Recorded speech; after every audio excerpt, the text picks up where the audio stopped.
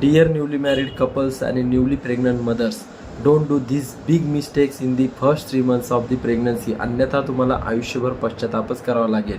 कारण बऱ्याचशा स्त्रिया पहिल्या 3 महिने प्रेग्नन्सी राहिली म्हणून हे कोणालाच सांगत नाही आणि यातच त्यांचा घात होतो. आणि हे 3 महिनेच बाळाच्या सर्वांगीण विकासासाठी खूप महत्त्वाचे असतात. कारण या पहिल्या 3 महिन्यांमध्येच आईला वेगवेगळ्या टाईपचे आजार होऊ शकतात, ज्याचा डायरेक्टली परिणाम होणाऱ्या बाळावरती होतो.